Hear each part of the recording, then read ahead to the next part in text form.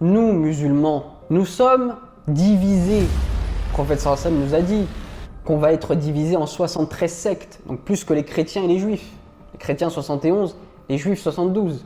Et que les dirigeants musulmans s'en tapent complet. Et que nous sommes là à crier Free Palestine pendant 40, 50, 60 ans. N'est-il pas temps de revenir d'abord vers Allah, de revenir à ses commandements, déjà pour qu'Allah puisse nous sauver, parce qu'Allah ne sauvera que ceux qui croient en lui, que ceux qui appliquent ses obligations. Et n'est-il pas le moment de penser à la vie de nos frères palestiniens, parce que moi, je vous le dis honnêtement, je suis contre le fait qu'on crie Free Palestine.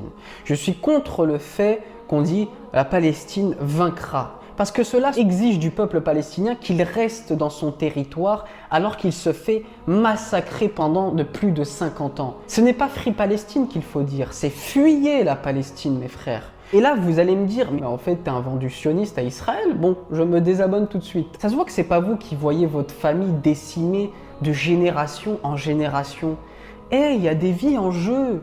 Il y a des vies d'enfants en jeu, il y a des vies de femmes en jeu. C'est pas vos femmes qui se fait violenter, humilier tous les jours. Imaginez-vous un instant qu'il y a votre fils, qu'il y a votre frère, qu'il y a votre sœur qui est là-bas. Vous lui dites quoi? Vas-y, Free Palestine, hein, reste là-bas, fais-toi bien massacrer la gueule, mais Free Palestine. Tu lui dis, mais rentre, dépêche-toi de rentrer, dépêche-toi de partir.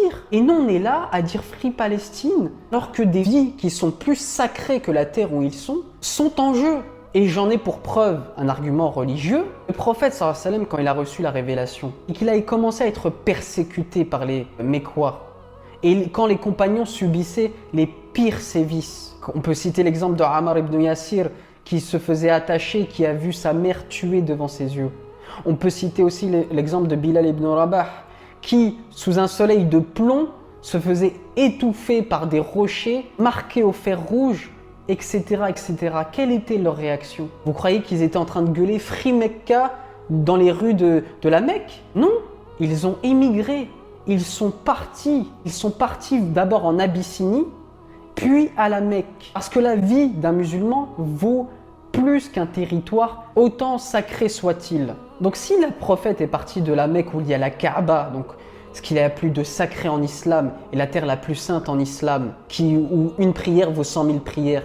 Qu'en est-il de la Palestine, mes frères, et de Jérusalem? Il faut partir, se réformer islamiquement, parce que le djihad, on ne fait pas le djihad comme ça. Le djihad, c'est d'abord un djihad nafs. Et qui sauvera la Palestine pour répondre à la question? C'est le Mahdi. Et à votre avis, pourquoi je vous parle d'immigration dans la précédente vidéo?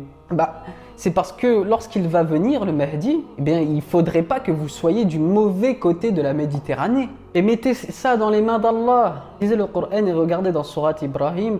Allah il dit dans la Surat Ibrahim وَلَا تَحْسَبَنَّ اللَّهَ غَافِلًا عَمَّا يَعْمَلُ الظَّالِمُونَ إِنَّمَا يُؤَخِّرُهُمْ لِيَوْمٍ تَشْخَصُ فِيهِ الْأَبْصَارُ. Allah il dit, ne pensez pas qu'Allah est inattentif de ce que font les injustes.